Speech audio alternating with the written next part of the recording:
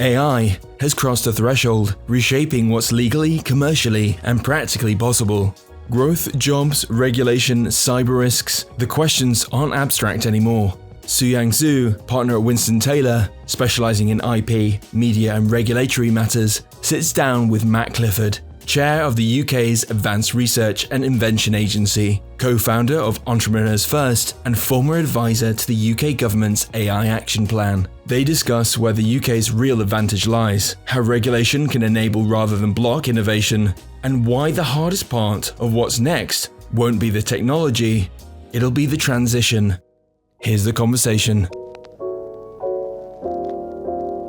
Welcome, I'm Xuyang Zhu, and today we're delighted to be joined by Matt Clifford for a conversation about the future of AI. We'll open this discussion by looking at where the greatest potential lies for AI growth in the UK and Europe. To start with a sort of macro question, the UK is positioning itself as a pro-innovation AI economy, but is also seen as being several years, potentially a decade, behind the US in building technology companies at scale. What strategies does the government need to explore to accelerate progress by 5 years? Yeah, I think this is a really big and important topic, especially as we see right now that in this technology in particular, there are increasing returns to scale. What we're seeing is that the biggest companies are getting bigger. We're seeing a lot of economic and national security value to the countries where they're based. And so the absence of big tech companies in the UK, I do think should be a strategic concern for UK governments. Now, in terms of what can the UK do, I think the first thing I always say on this is we should start by acknowledging our strengths. So there are some countries, frankly, where this conversation would be a bit academic. They just don't have the ecosystem of universities, of big companies doing R&D, of startups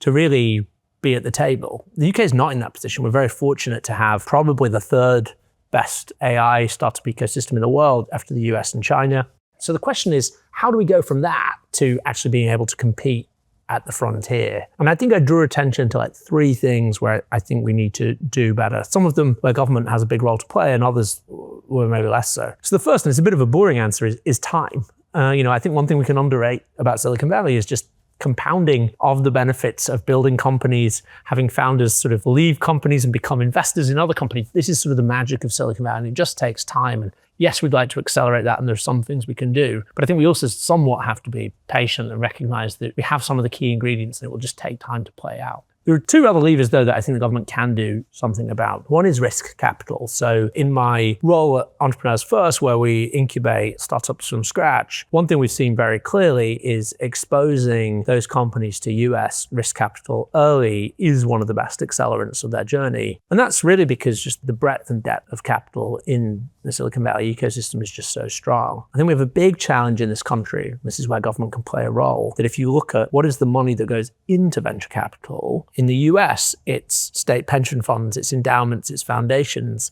If you look at the equivalent institutions in the UK, they typically have very small or no exposure to venture capital. And this country has £6 trillion £6 trillion even of pension assets that are broadly skipping venture capital. And I think there's some work going on in government with the Mansion House reforms to change that. I would argue that's not going fast enough. The second thing is procurement. So, I think it's very easy to look at the Bay Area and say, wow, the level of capital they have is amazing. But I think equally, or maybe even more important, is that because that ecosystem's had so long to develop, the companies there are just much more sophisticated customers of early stage startups than their counterparts in the UK and Europe. And this is where I think government can actually play a role, particularly in areas where sovereignty is extremely important, like defense. This is an area where actually we can, particularly given that the current government has a big focus on industrial strategy, say, how can the government be the customer not of last resort, but first resort to some of these companies? I think that can fuel a lot of growth. Thank you. Can you also talk a bit in this context about the intersection of AI and other technologies and important growth sectors like life sciences, drug discovery, clean tech, renewable energy? You already mentioned defense tech. So what sectors and new technologies are we going to see accelerate in the next 5 years, and how does that have a bearing on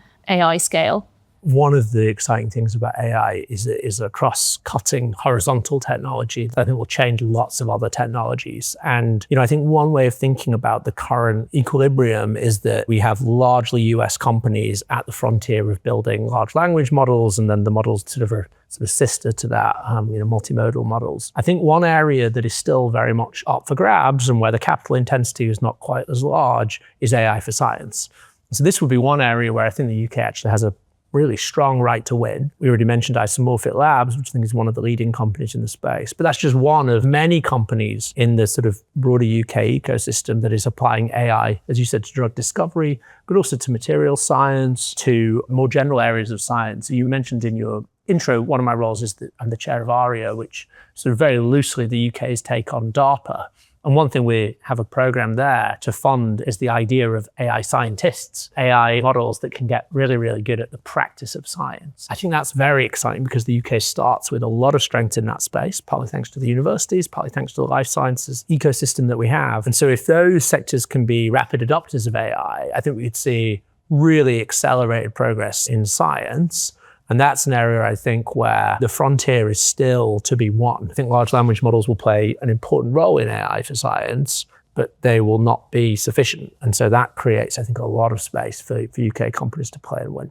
Pivoting from what does the UK need to what are some of the barriers now? One of the things that comes up for us in our role as legal advisors is regulation and regulatory compliance, and this sort of sense that the EU in particular is a difficult place to be because of the EU AI Act. I mean, we don't have overarching AI regulation like that in the UK, but the UK is seen as being more regulated in various respects than the US, for example. How can the UK and Europe maintain competitiveness on a global stage while still regulating effectively in the ways that we think are important? Yeah, I think this is really important. And again, I think one of the areas where the UK has an opportunity, whatever you think about Brexit, and this podcast is definitely not the place to relitigate it, it's certainly true that Brexit created an opportunity for the UK to differentiate from the EU on AI regulation in particular. And I will say the UK was under a lot of pressure in 2023 as the EU was drafting the AI Act to either adopt it wholesale or have its own version. And the way I see this is that, of course, we need to think hard about the harms of AI and think how we protect consumers, and particularly vulnerable consumers, from those harms. But that doesn't necessarily mean that the way to do that is through a standalone AI Act. Most of the harms that we care about when we think about AI risks are actually harms that are already illegal. So when we think about the opportunity AI presents to vastly increase the scale of financial scams, for example, and I think many of the things we worry about have this character. We worry about bias, we worry about discrimination. Again, right to worry about those things. But broadly,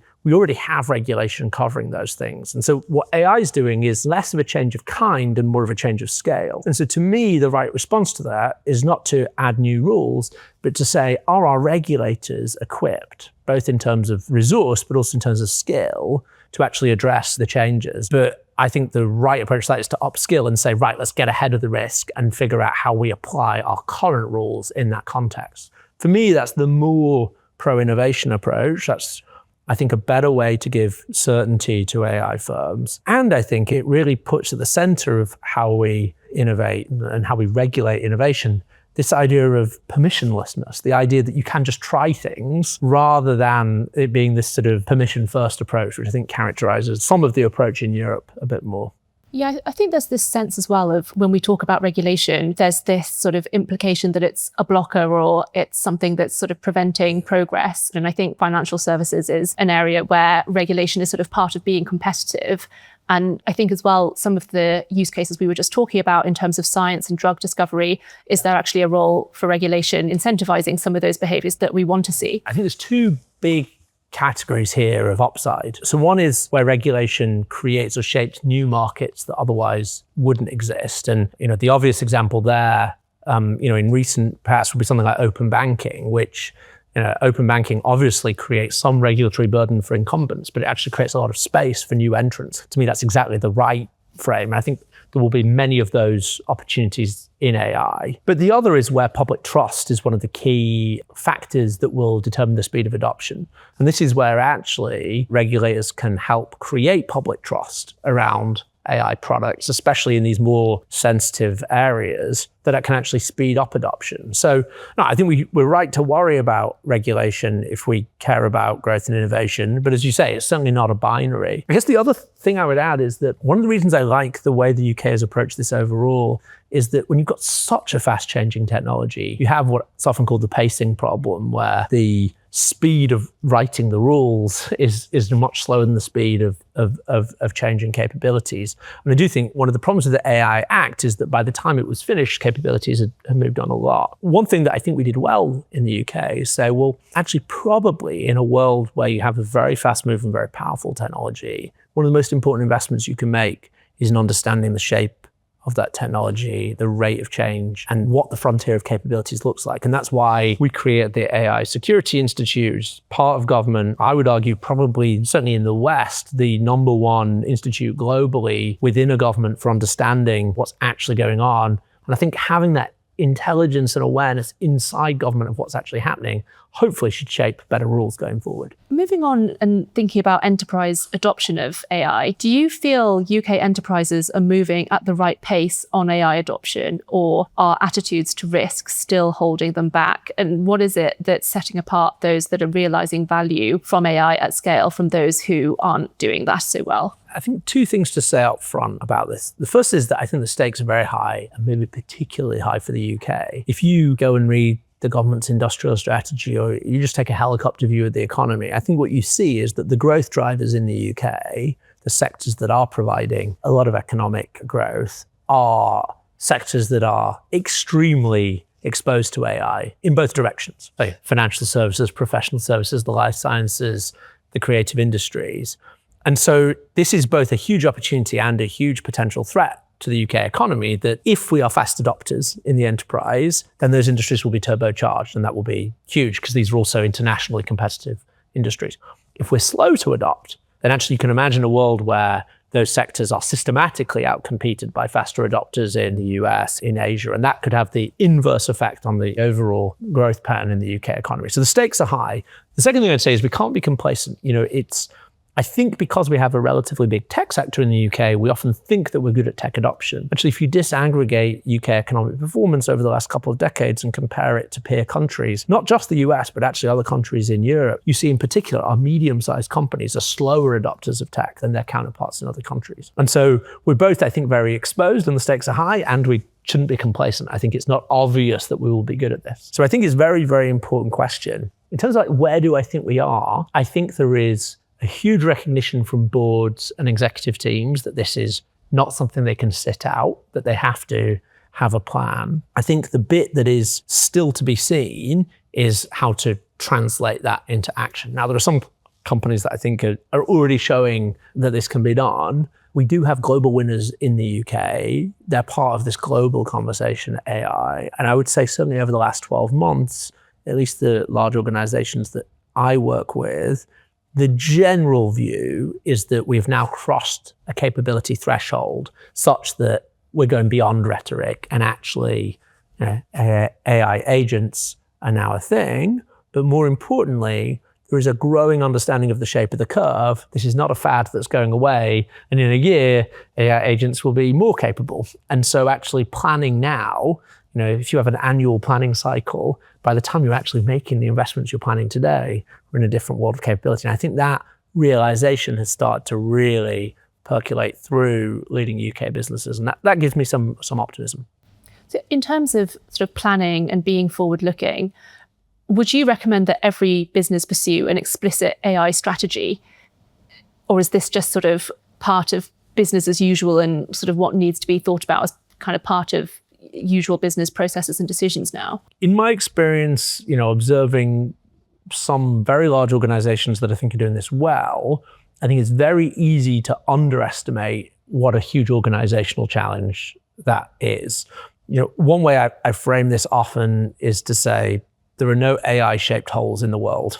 And what I mean by that is this isn't a technology that you can just say, okay, we'll just turn it on and suddenly you get the benefit. You actually have to do a lot of human organizational work to get the benefit. And I think a lot of the work that actually needs to be done for organizations large and small to really capture the benefits is to look at their workflows, look at their processes, look at their systems, look at their governance, look at their data and say, we're going to need to reimagine and redesign all of this for AI. That's not something you can do overnight. That is a process of change. Even when it's broadly understood and the reasons are understood, there's all sorts of frictions and resistance to that. And so without, I think, a lot of leadership, a lot of top-down push that this is something that the whole org has to get behind, it's just going to go slower than I think we need right now. That's definitely something that we've seen within organizations in our client base that are really sort of trying to be more AI first. I suppose to give people some inspiration, where do you think the greatest untapped potential in AI adoption lies based on the technology available today? It's so specific to organizations and what they actually do. The theme that I'm always trying to push is that I think it is a huge mistake to see AI as a cost-cutting technology. I think that is a popular frame that we see in the media, and I think there are two big reasons to avoid that as the frame from leaders. One is that drives a huge amount of organizational resistance, which is really the opposite of what you need if you're going to make big changes. But I think the other thing is that actually the opportunity is not in taking what you do now and doing it cheaper, but in saying, I think a good thought experiment for nearly every leader is, what if your best people could do 10 times more? That should be a top line growth thing, not a cost cutting thing. And so I think that most organizations I see are underestimating the amount of time that's needed for people to sit with the capabilities, and there is a leap of imagination that's needed. I was interested in what you said in terms of the question being, what are you willing to let go wrong? As the technology evolves, as regulation evolves, what do you think are the key emerging risks that businesses today need to be alert to? Like, what are maybe some of the unknown unknowns? I think there's lots of risks to legitimately worry about, and equally, just as you're not telling people not to do it, I'm also not saying, just smash everything up, just use an agent. Who cares? There are real considerations. So I think that they probably fall into two different camps. One is there's a big set of risks around robustness and reliability. So I think there's just a lot of the time where at least the branch of the AI tech tree that we've ended up in, these are not deterministic systems. You don't know what they're going to do in any given place. They've got this like random component to them. And so thinking about where you assume in a level of reliability that the technology, at least today, can't bear is very important. This is where you need either humans in the loop, or you need some sort of very rapid way to detect and be able to audit reliability. So and that's one family of risks. And obviously what that means would vary a lot depending on the use case and on the sector. But I think on the other end, though, there is a piece around we want AI agents to take initiative, where actually the value is putting them in the wild and having them try things.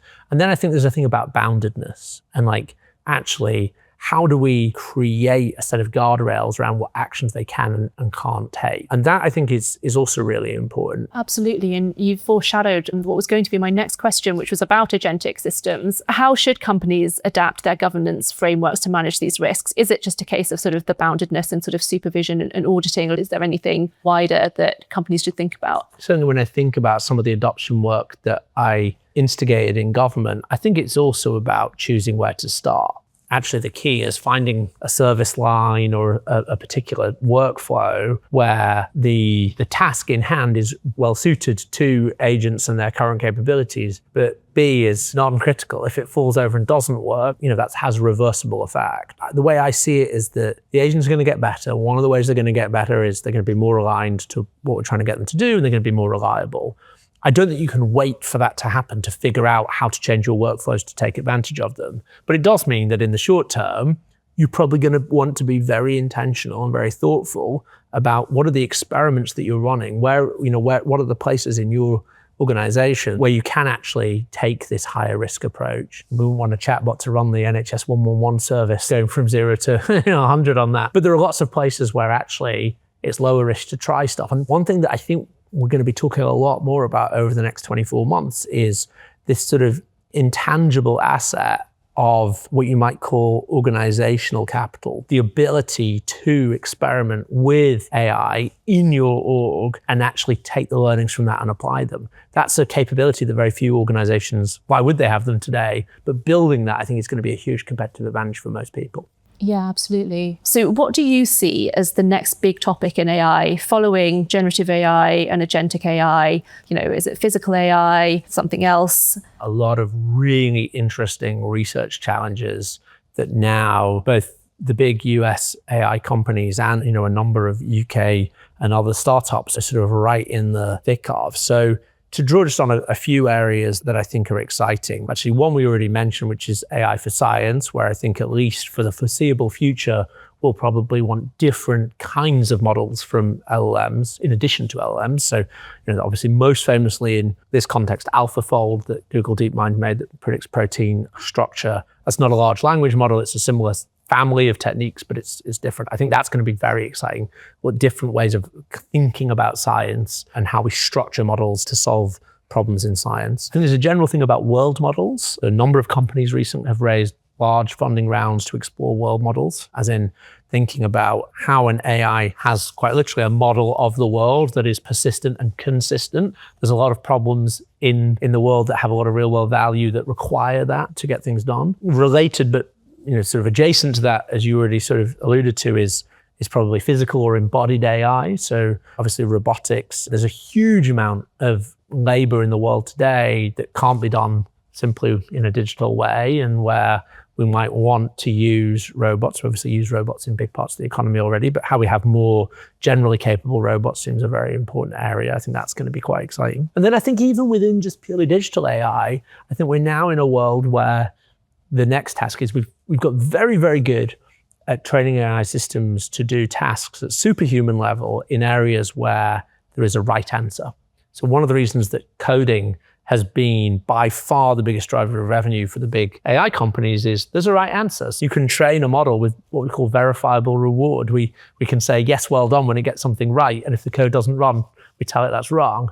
There are many, many areas of human activity where there is no verifiable reward. It's kind of hard to say whether a particular one legal document is better than another trying to do the same thing. So I think we're now looking at some pretty interesting advances around creating environments in which AI models can take action in virtual worlds and reward them for work, for succeeding in like real world valuable human tasks. I think we're still very early in that. And that feels like an area where we're going to see a lot more research, a lot more product in the next sort of 12, 18 months.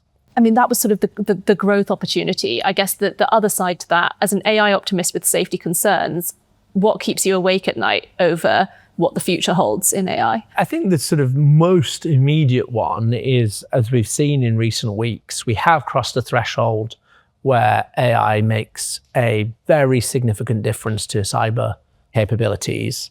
Now, in the long run, I'm quite optimistic about this too, because it also creates a ton of opportunities around cyber defense. But there's always an arms race in cybersecurity.